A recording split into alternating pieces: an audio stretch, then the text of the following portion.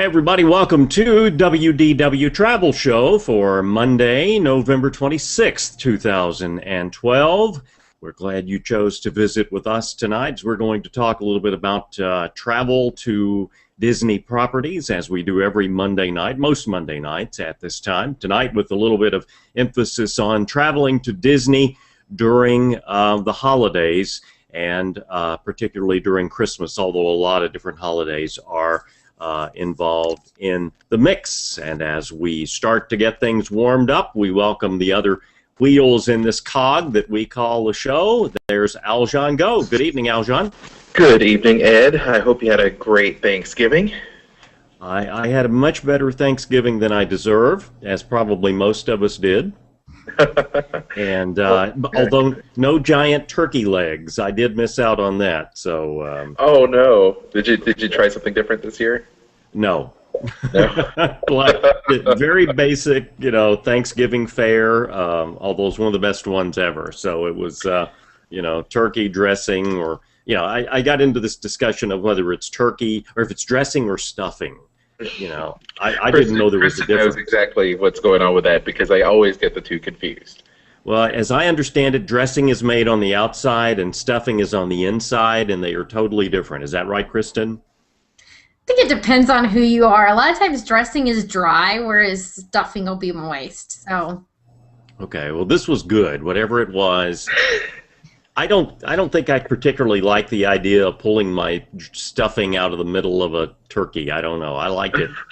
I like the big pan of dressing, and dish it out and give it to me, and that's it. So there you go. But it was good. So glad to see you guys are here. Kristen, you're getting ready to go on another world venture, aren't you? Yes, I am. So I think it's the next two shows we'll be doing without you. Yes.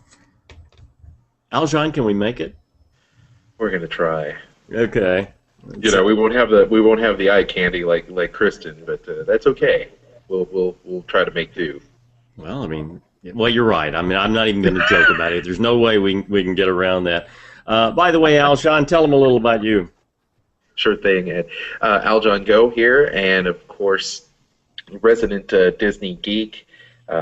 Like Kristen and Ed both, love going to the Disney parks, and I love Disneyland, Tokyo Disney at this time of year. I was lucky enough a couple years back to go during the holidays. Wonderful place.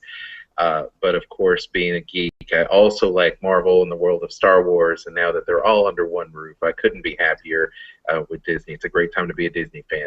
I also help out with the Sorcerer Radio Network. SorcererRadio.srsounds.com is the leading radio station for Disney fans on the internet. People can download our free apps and listen to Disney music, all Disney music, all day long. Also co-host the WDW After Dark webcast, which is on Friday nights. That takes a look at the more adult side of being a Disney fan. And then JediMasketeer.com that covers, of course, all things geeky, Disney, Marvel, Star Wars. And just happy to be here. And now I'll let you hear from my second half, my better half, Kristen. I'm Kristen Hetzel. I am the owner, editor, writer of CookingWithMickeyBlog.com. I'm also a travel agent with Magical Journeys. Over to you, Ed. Oh, yeah. Ed Owen, Eddie Owen, Edward Owen, it doesn't matter. It depends on how long you've known me as to what you call me.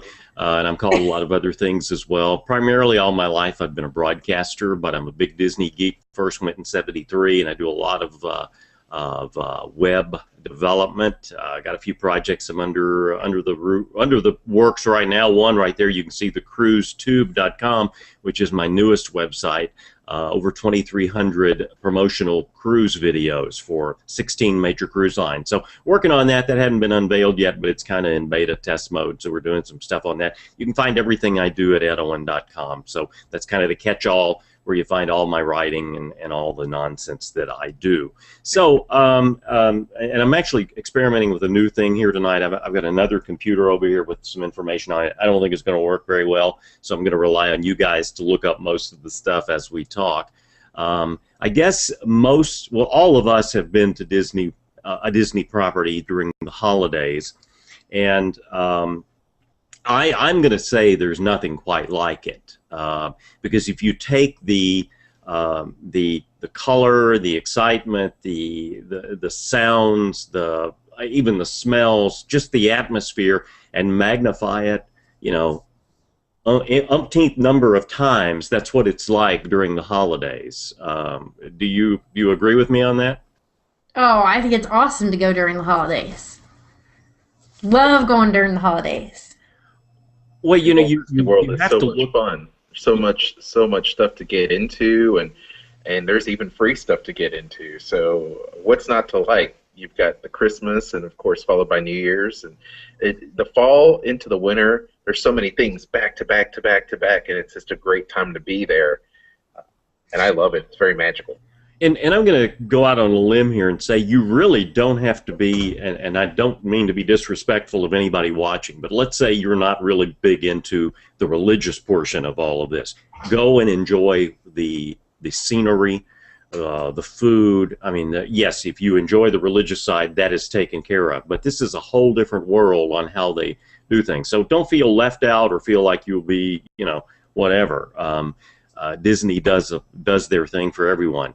There's so much more during this time of year to go see, and by that, when you go into, say, the Grand Floridian, you get off of the monorail, and the decorations are so, you know, exquisite, and you've got the gingerbread houses, which I think they do that in the Grand Floridian still.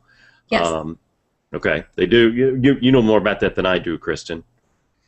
They also have, there's a gingerbread carousel that's over at the beach club. And, oh, what is it? There's also a gingerbread thing over at the boardwalk. I'm trying to remember what the one is at the boardwalk. But these are huge displays that takes an incredible amount of time to put together. And so, you know, if you are, and again, this is something that's going to be going on from now through the first of the year. Is there an official cutoff date for decorations and the like? Do you know what? I don't know. You know, I'm thinking it's going to be sometime around the 5th or 6th, based on past experience, but that's just a guess. But I can tell you this, you can go all the way through New Year's weekend, and you're going to be okay, and we'll see if there's an official date. But there's so much to do and see and all that. And if you have any questions, if you're watching from the Hangout window, go to our website, WDWTravelShow.com. Click on the live page, and you can get in on the chat room, and Aljon's watching that. And if you have any questions, we'll try to answer them for you if you're going this year or would like to go in the future. Let's just kind of start it off here. Do you have any favorite memories of being there during the holidays, or things that just really stood out that that grabbed you? I'll even start, okay? Okay, yeah, you can start. I kind of threw this one out of left field, so I'll start. I was staying at the Contemporary, and this had to be probably in the 80s, and I was in the tower, and I remember going to bed, and when I woke up this morning, there was about a 10-story tree hanging in the atrium there. Not on the end where Chef Mickey's is, but on the other end. Now, again, this is 25, 30 years ago. That fact that overnight they had come in there, I had no clue anything was going on, and this whole thing was decorated, you know, like that. Now, I have a lot of memories about Christmas decorations and things that stand out and things I've really, really enjoyed, and we'll talk more about some of those. But that's the one that just always struck me, is how quickly and how precise they have this thing down to when they get ready to do something, they do it, and they do it quick. Oh, absolutely. It's amazing how quick they turn the parks over and get all those decorations up from one season to the next. It seems like it just happens overnight, but it's very cool. And quickly, I do have the answer of the dates for everything. Okay. The Candlelight Processional runs through December 30th. Mickey's Very Merry Christmas Party runs through December 21st. Mickey's Jingle Jungle Parade runs through January 2nd, and the Osborne Family Spectacle of Lights runs through January 4th. Is there a number given for the Osborne lights? Because I know that they used to say something like 1,000,000 lights. I don't think that's enough these days. We have a local exhibit here, in where I live, and they say it's 1,000,000 lights, and Osborne's many times more than that. But just take our word for it, folks. I don't know that they actually publicize a number anymore. Kristen, you've been during the holidays. Anything stand out that just grabs your attention? Oh, my favorite thing by far is the holidays around the world. I love going from country to country and hearing about the traditions that they have, whether it be for Christmas or like in China, because they don't celebrate Christmas like we do. They have their New Year celebration. Talking about that, but you go from country to country, and they have somebody from that country sitting there to tell you, the different ways that they celebrate, what their tradition is, and I find that to be absolutely fascinating. So. And by the way, Ed, according to our friend at DisneyByTheNumbers.com, the actual total number of lights on display is 3.5 million. Well, I walked through 1,000,000 lights, supposedly, last Friday night, and I knew it wouldn't hold a candle, pardon the pun, to... Oh, and I'm sorry, it's 3.5 in the original display. At the one at Walt Disney World, it's 5 million plus. Wow. Okay. It's and to me, and not to interrupt you, that's one of my favorite things about the holidays at Walt Disney World. So. Well, I think it's one of those things where it's almost, I think everybody should do it once. Maybe it's not a time when it's easy for you to travel, depending upon, kids or, work or whatever. But try to, one time in your life, make it down there during the holidays. It's something you'll never forget. I remember being there over Christmas one year, actually for Christmas. Got there a couple of days before Christmas Eve, and I remember having Christmas Eve dinner at MoMA, and just the whole atmosphere of being there is tremendous. So let's talk about some of the things that are going on for people who will be going down there.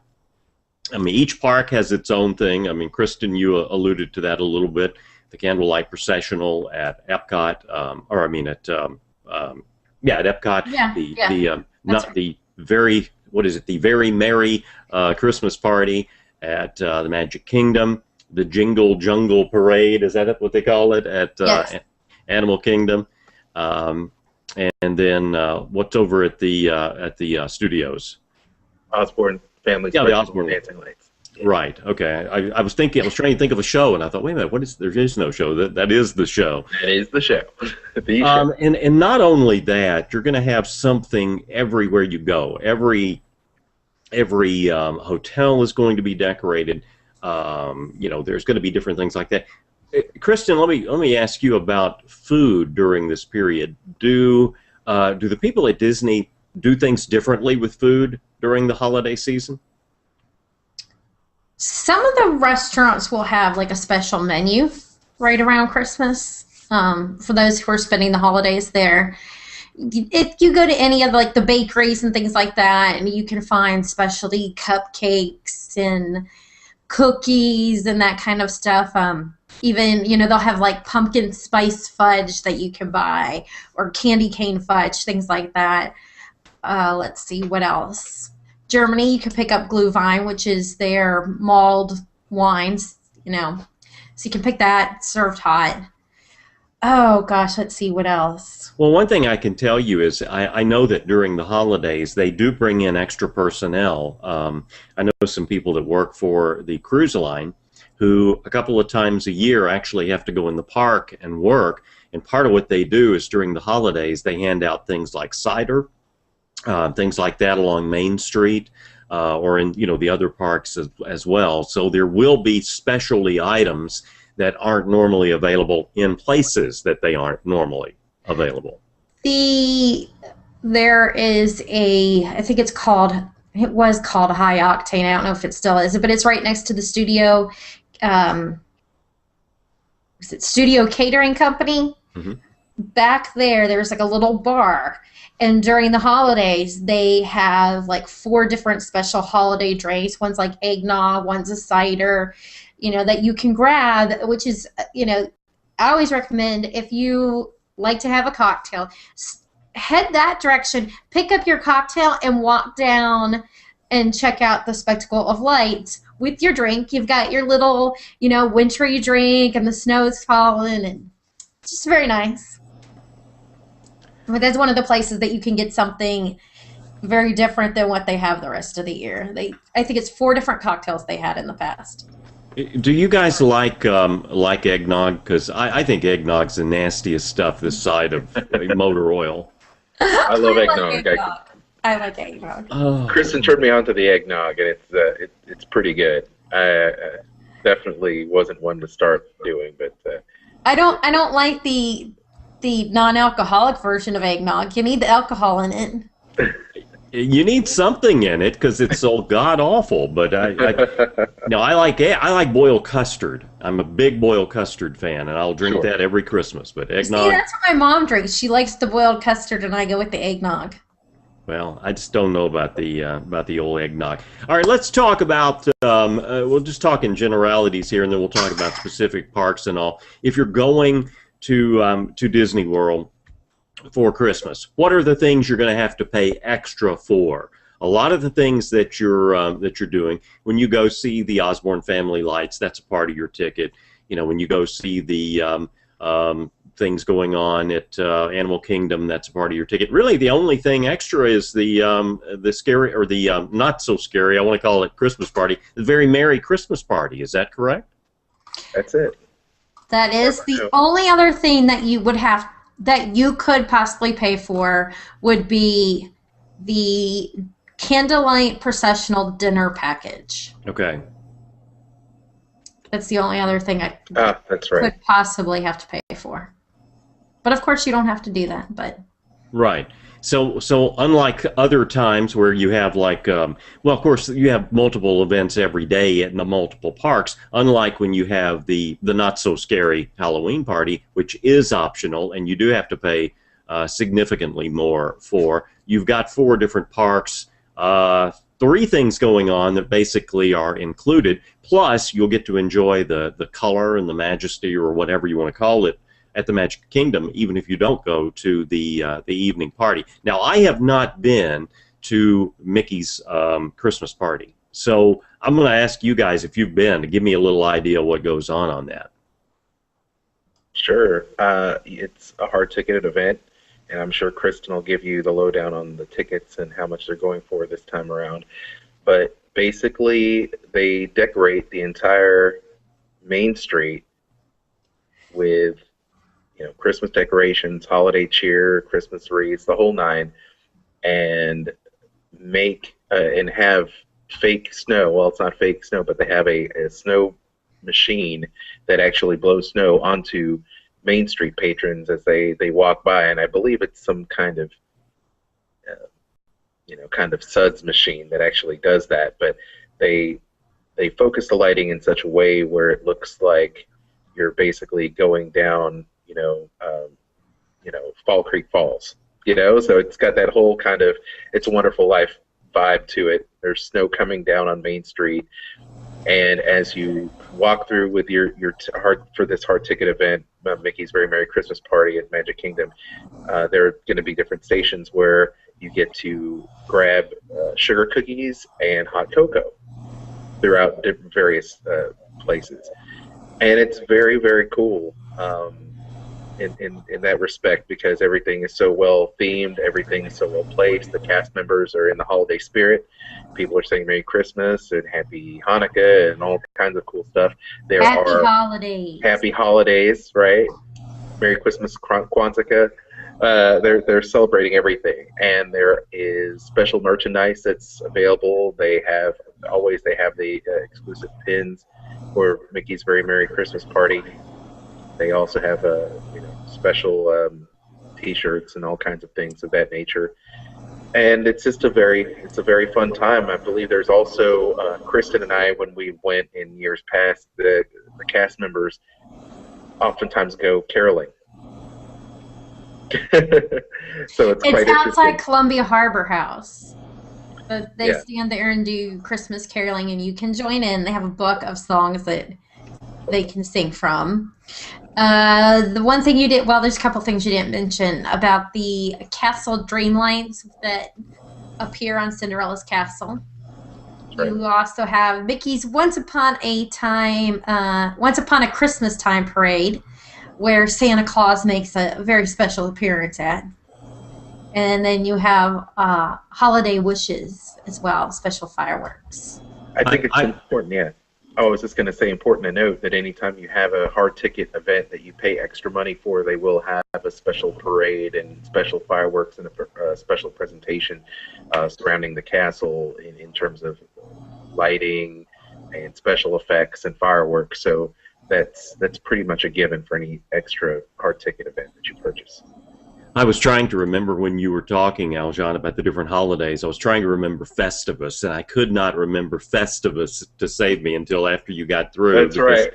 Because for the rest of us. I do think that, again, and I want to reiterate this, that the folks at Disney do a marvelous job of inclusion with their holiday and with their holiday packages. And you can say it's for whatever reason, but it's a business, and they know how to do this, and they know how to welcome people of all faiths or religions or whatever.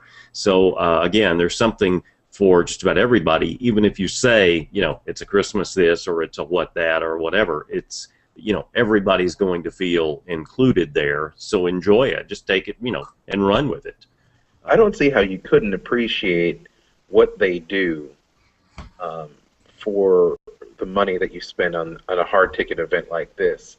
It's very, very neat. The effects and the fact that it's snowing in the middle of Central Florida is very, very a neat effect. The lighting is amazing, and the fireworks are great. The music is great, and to see the cast members genuinely enjoying themselves and inviting you into they call that their home, and that you are invited to their home. They will entertain you and sing, carols to you. I don't think it necessarily matters, what affiliation and religion you are. I think it's just a fun time. One of the notes I sent out today was talking about, something I didn't know for many years and should have known because I had a background in television. But the fact that, when you tune in the parade on Christmas morning, that parade's not live. It's actually taped 3 weeks ahead of time about. So if you're planning on being there and that's one of the things you want to do, you're going to need to plan accordingly. And it's usually a madhouse there when they do that parade. So, when you get up Christmas morning and turn on the parade from Walt Disney World, if they're broadcasting it, that thing was several weeks ago. By the way, and it's taped in segments. It's so nothing. Have you been there when they've done it? I have not. Tell us. Oh my gosh, it is nothing like what you see on TV, or you would even think if somebody told you it's pre-recorded, because we were there, and you have to actually sign up ahead of time to be able to get in to that section of the park. The park is still open, but you can't go into like this blocked off area of where they have all of these people, and they want you to, if you're going to be part of that, to wear, holiday colors, red, green, that kind of stuff. And you see them constantly taking takes. So they'll stop, and then they're like, okay, we need to cut this again. And they start back up at a certain point so that they can, get the right footage that they need. And it's like, so not magical. You are ruining the image of that parade for all the little children out there. And they're supposed to be studying for school anyways. Oh, okay. I think it's so funny because sometimes they'll have to do multiple takes. I remember playing on one of our webcasts, I think it was WDW After Dark. They were doing something with some R&B singer. I think it was like I'm not really sure who it was in retrospect, but they had flubbed up a line, and they had to redo the entire lip syncing scene again. And if she wasn't actually lip syncing, I think she may have been trying to sing along with the track, but it sounded like it had cut out, and she messed up the lyrics. It was just really funny how they went back and they had to recut it. And of course, as Kristen said, it's kind of a first come, first serve. You sign up, then you have to be there in the morning. They have a dress code that they would like for you to adhere to, which, festive hats and sweatshirts and Disney logos everywhere. Of course, you're not going to get on camera if you're wearing, something promoting Dr. Seuss at Universal. You're not going to get on camera for that. But it's very interesting how that works out. And it's also a great opportunity if you're someone that loves celebrities to take a look at the who's who in popular music, whether it's the latest American Idol or the And see, celebrity. that's when we were there. It was the Christmas after Chris Allen had won American Idol, and we were walking by. I'm like, who is that? Who are they interviewing in the Rose Garden? And we happened to see him. But as soon as he walked out and started walking towards Tomorrowland, it was like insane. All these girls just took off running. You're like, Chris! I mean, it was just absolutely insane. I was like, oh my gosh. And they usually tape the holiday special, the Christmas special, at Disneyland and at Walt Disney World around the first week of December, around my birthday. And by the way, happy birthday, Ed. Thank you. I was trying to get through the show without being reminded. Happy birthday. Yeah, isn't it though? 27, right? Huh? 27? Yeah, about 50 times, yeah. But thank you, I Kristen's appreciate birthday, it. your birthday, my birthday, we're all hitting back to back here. Charles Schultz was born on this day, by the way. That's probably my most famous. I share my birthday with him. And Tina Turner. Mine with Ozzy, so better you than me. You and Ozzy? Me and Ozzy Osbourne. That's right. Wow. Yeah. Yeah, the coolest person that has my birthday, and this is how bad it is, Lisa Bonet. Holy moly. Yeah, see, again, nobody cool has my birthday. I had Robert Goulet, but he died, so I can't, Oh, well. All right, let's. You were talking about celebrities, and one of the things about the celebrities is the candlelight processional, which every year they have multiple celebrities come in, and they do 3 or 4 days each. Tonight, Neil Patrick Harris. I just wanted to say that because Neil Patrick is probably the biggest, as far as I know, the biggest celebrity Disney fan out there. Loves Disneyland.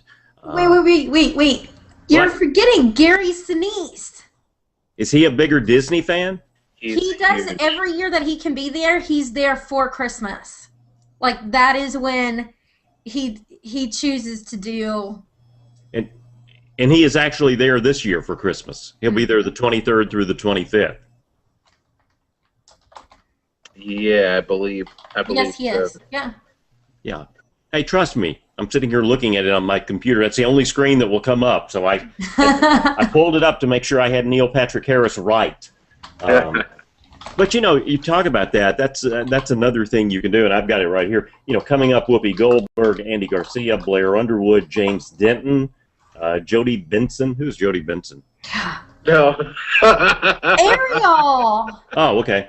Lee Salonga, Alfie Woodward, Trace Atkins, Gary Sinise, Amy Grant, and Marlee Matlin, who has also been has done that many times as well. Yeah, Celebrity Apprentice, Marlee Matlin.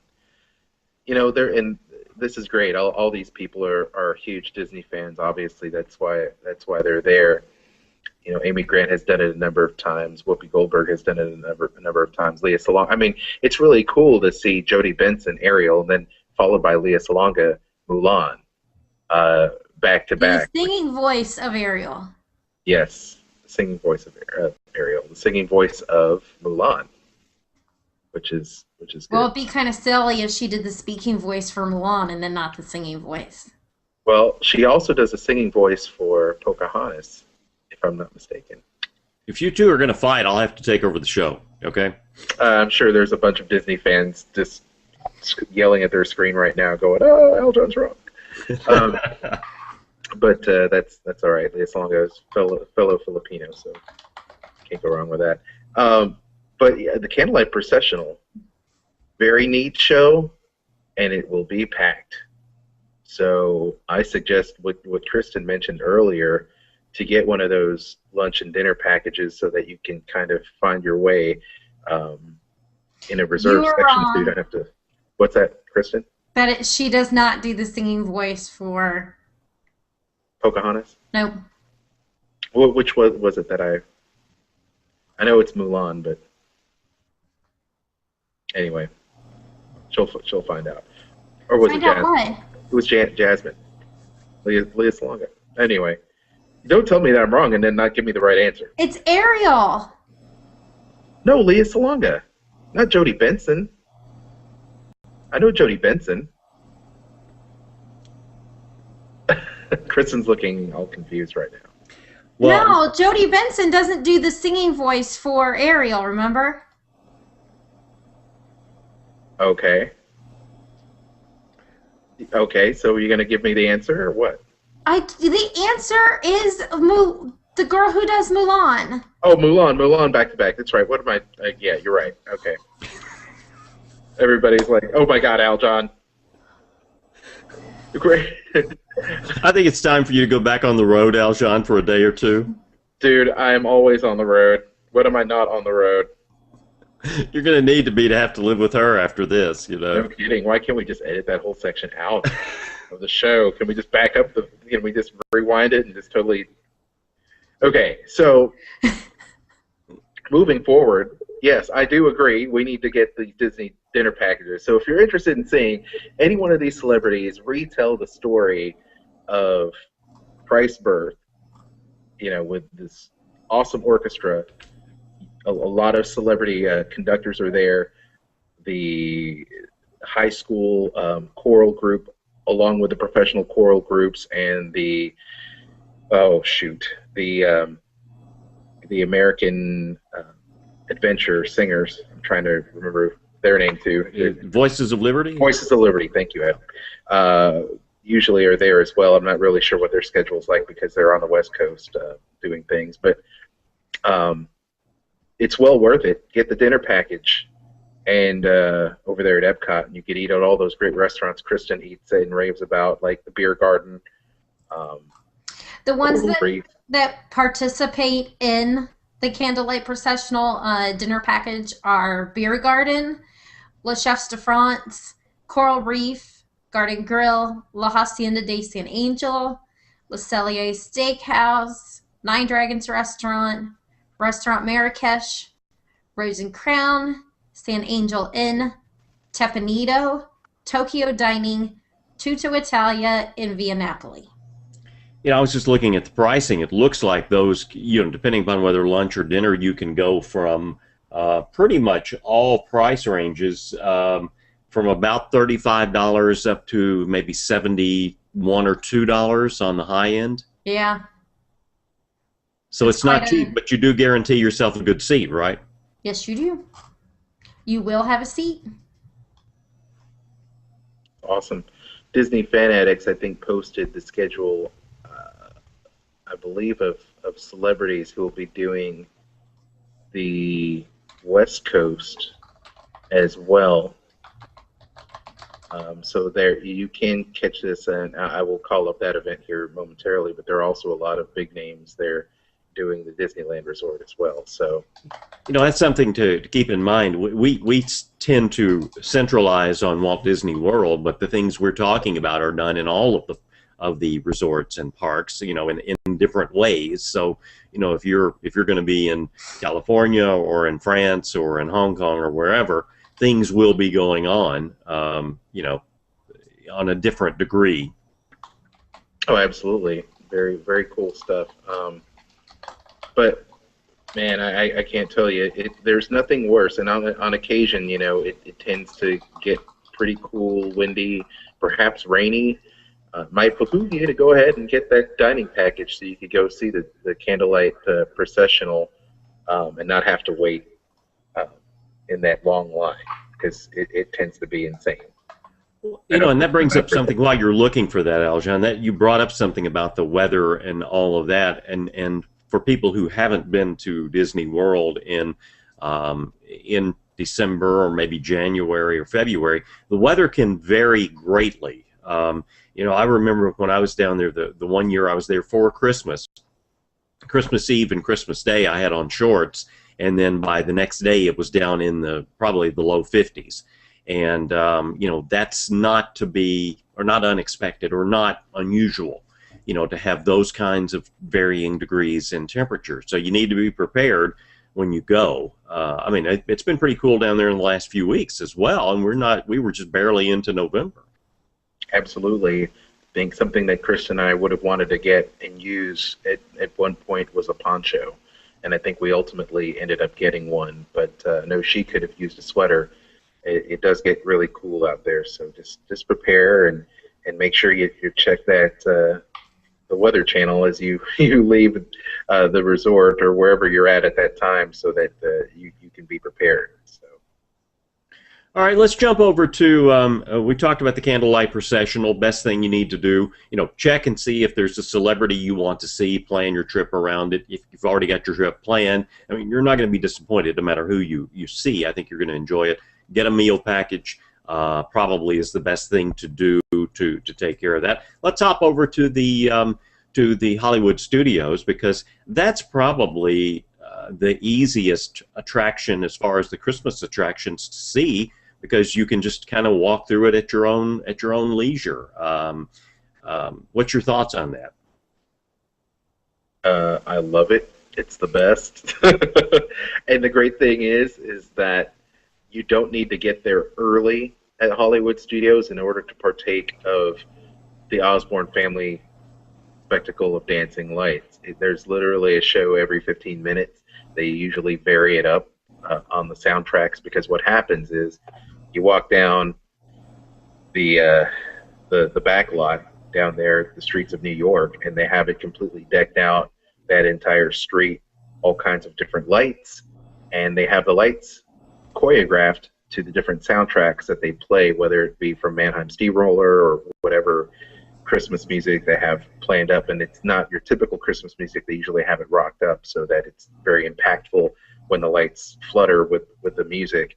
And they also have the fake snow machines out there blowing as well. So it's amazing. This isn't your typical Griswold family Christmas light show. This is the best light show I think any you've ever seen in terms of Christmas lights. It's almost like you've gone into a different world. It really is. Absolutely. Kristen and I were there a couple years back, and we had taken her advice, went down, picked up a couple specialty drinks at High Octane, walked there. I think she had her eggnog, and we had a rum drink, and we were sharing it, going back and forth, and it was just wondrous, just looking up and trying to spot all the hidden Mickeys. I think there's like 40 hidden Mickeys there on display. So see if you can count all the ones there. And it's not just the lights and the music, but everyone's just, once again, in that festive spirit. Everyone is just in awe of all the lights, and they're not just all stagnant lights. They happen to move around. There's carousels of lights and different things going on at the same time. And it's just an amazing display. And if you want to see it, I know that Disney Parks blog occasionally will put up videos from the Osborne family spectacle dancing lights. But if you're not familiar, this is some family, I believe, and Ed, you can correct me if I'm wrong, but some family out of Arkansas that originally developed this in their neighborhood and their home, and Disney loved it so much that they transplanted those lights and the display to Hollywood Studios, and eventually it grew that display to what it is today, which is amazing. So, yeah, we talked about that a few weeks ago. I think that it got to be such a hassle. I don't know if someone from Disney saw it or if the Osborne family contacted Disney. I don't remember the whole story, but you're right. They took it and absorbed it and kept it going. I mean, what a great legacy. I mean, Mr. Osborne, I think started, has passed away since then, but I think it was 1 million lights when he started it, and now it's, 5.5. So Disney has kept it, expanding it, and again, a major part of your holidays at Disney. Yeah, and not to be outdone, they redid the show a couple years back in order to make it compliant with their green initiative. So they've changed to brighter LED bulbs, which is now half the power consumption of previous light shows. So they're being environmentally conscious, and the lights are brighter and more vibrant than ever, and it's the best. I can't tell you how awesome it is to walk into what looks like a movie set and to be absorbed in that. And no matter who you are, I feel like you can look at it and just in wonder and awe, like you were a little kid again, by thinking to yourself, how does all of this get put up? How does it work? When one light goes down, the entire strand doesn't go down. You know, that's a big nightmare for me. It's a pain in the, you know, in the rump to have to replace a strand of Christmas rope. You know, so I can only imagine what they go through. But it is an incredible display. And one of the things that's so cool about it is it's like walking down a neighborhood street. Part of it, you know, it's just like being in, you know, take your street. I don't know where you live, but take your street and imagine every house just maxed out lighting wise with things that you cannot imagine, and you know, that's a part of it, and that's why people like you and me, you know, you love it. You go to it once and you say, you know, I want to go back again. I want to see it again, you know, as quickly as I can. Or every year. Sesame Street all lit up at night. It really has that vibe. Yeah, you know, and it's when we do shows like this that I really hate the people that live near Orlando. and if you're watching this and you live near Orlando, I really do hate you. No, I mean, you have such a great opportunity, you know, to go easily and see these things. You know, I have friends down there that have the annual passes, and I mean, it's very easy for them just to go over and experience this night after night, and take friends coming into the area. I mean, it would be such a cool thing to be able to do that. So, absolutely, and just talking about it makes me want to go back immediately. And sharing that, so I'm sure everyone that watches this on YouTube, after the show goes, you know, after the show gets put up, will feel the same kind of sentiment we all feel. And it's just really magical, and sharing it with your family and friends is just part of it. It's, you know, it's all that. It's so much fun.